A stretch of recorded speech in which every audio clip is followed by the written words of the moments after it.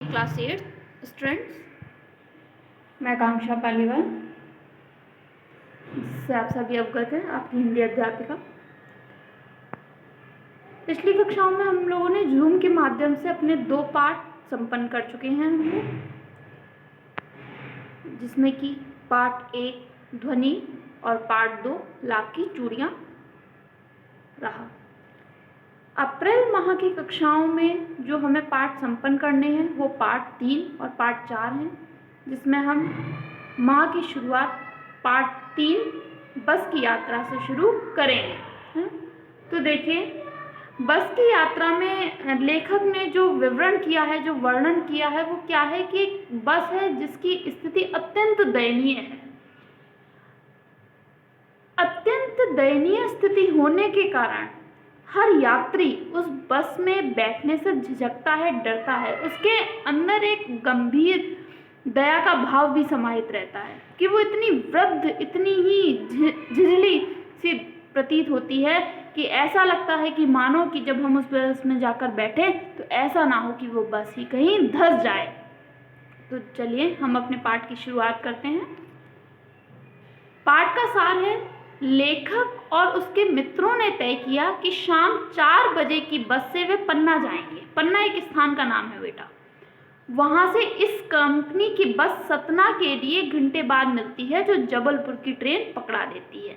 अब जैसे क्या है, हमको जयपुर जाना है, ठीक है। मैं उदाहरण दे रही हूँ, उदाहरण स्वरूप आप समझ सकते हैं कि हमको जयपुर जाना है और हमने पहले शुकाबाद से दिल्ली जाने तक की बस पकड़ी है ना। तो जो हमने शुकाबाद से दिल्ली जाने की बस पकड़ी और दिल्ली में जाकर हमें ट्रेन पकड़नी है, जो हमें कहाँ लेकर जाती है, जयपुर, है ना।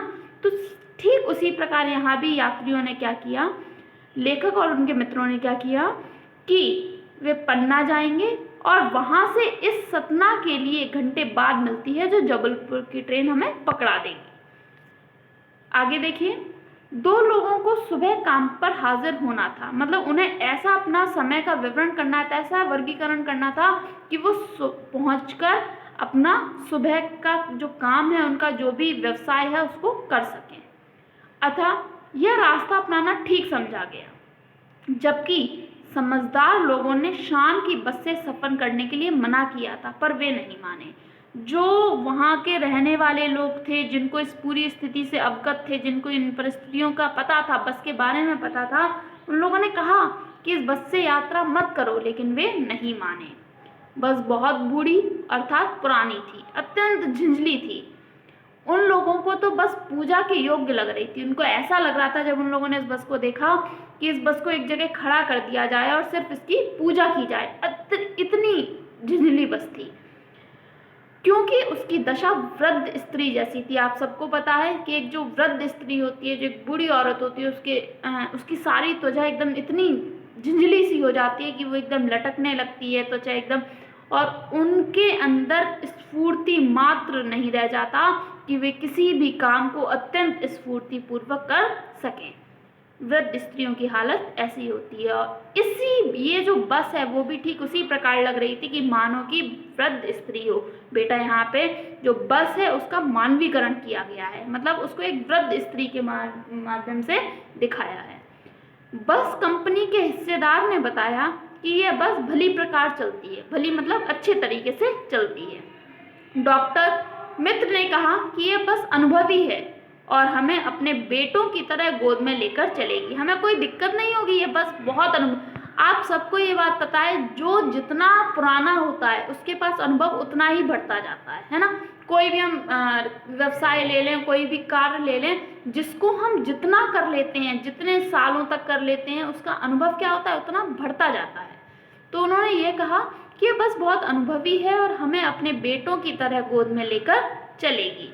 लेखक को विदा करने आए लोग ऐसा भाव प्रकट कर रहे थे कि मानो वे उन्हें अंतिम विदा दे रहे हों। हमको भी पता होता है, जब हम कोई परेशान होते हैं और हम बिठा देते हैं तो ऐसा लग रहा होता है पता नहीं पहुंच पाएंगे या नहीं पहुंच पाएंगे। तो ठीक उसी प्रकार कि लेखक को जो वहाँ विदा करने लोग आए थे, उनके रिश्तेदार, वो ऐसा लग रहा था, उनके मन में ऐसा भाव आ रहा था कि पता नहीं सही सलामत पहुंच भी पाएंगे या नहीं, या दोबारा उन्हें देख भी पाएंगे या नहीं। बस का इंजन स्टार्ट हो गया, बस के ज़्यादातर शीशे टूटे थे। मतलब वो बस ही पूरी खराब थी, तो क्या था, बस का इंजन स्टार्ट हो गया, बस के ज़्यादातर शीशे क्या थे, टूटे थे।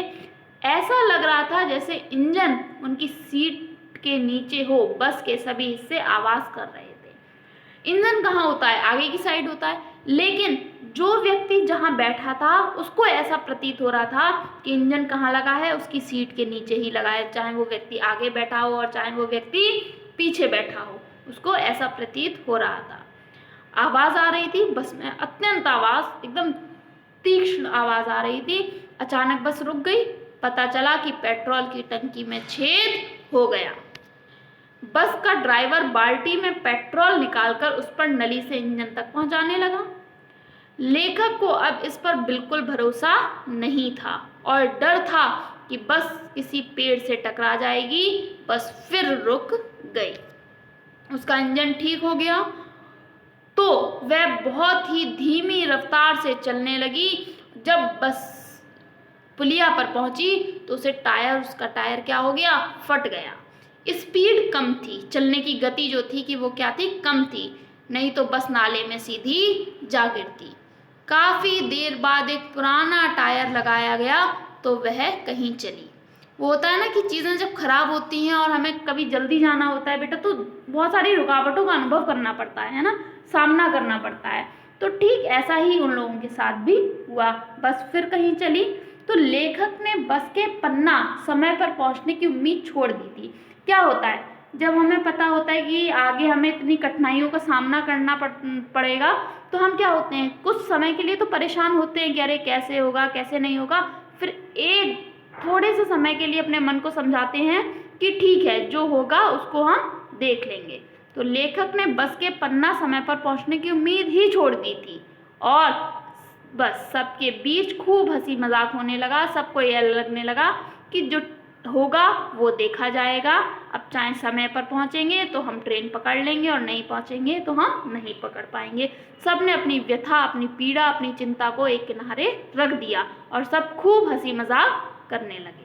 तो यह था आपके पार्ट 3 बस की यात्रा का सारांश। इसके कुछ कठिन शब्द हैं जो आप इस प्रकार देख सकते हैं। वयोवृद्ध, आयु से बूढ़े, विश्वसनीय, भरोसा करने लायक, निमित्त, बहाना, सविनय, विनयपूर्वक, अवज्ञा, आज्ञा न मानकर, इत्तेफाक, संयोग, अंत्येष्टि, अंतिम संस्कार, उत्सर्ग, बलिदान। ये थे आपके पाठ से संबंधित कुछ शब्दार्थ। बच्चों, ये मैं जो भी वीडियो आपको भेज रही हूँ वो एक सारांश के माध्यम से भेज रही हूँ, है ना, क्योंकि संपूर्ण पाठ को एक वीडियो के माध्यम से समझाना सरल नहीं है। इसीलिए मैं एक सारांश आपके सामने प्रस्तुत करूंगी वीडियो के माध्यम से और आप सभी लोग अपनी अपनी पाठ्य पुस्तक के माध्यम से इसका अनुकरण करेंगे। कठिन शब्दों का जहाँ भी अनुभव करेंगे उसको रेखांकित करेंगे।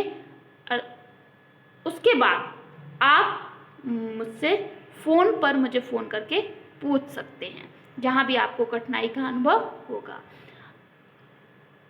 दूसरी कक्षा में मैं आपको इस पाठ से संबंधित प्रश्नोत्तर और जो भी शब्दार्थ है, मैंने ये आपको शब्दार्थ भेजे हैं, आपकी पाठ्यपुस्तक में भी दिए हुए हैं, वो आपको भेजूंगी और आप उसको अपना संपन्न करके रखें। धन्यवाद।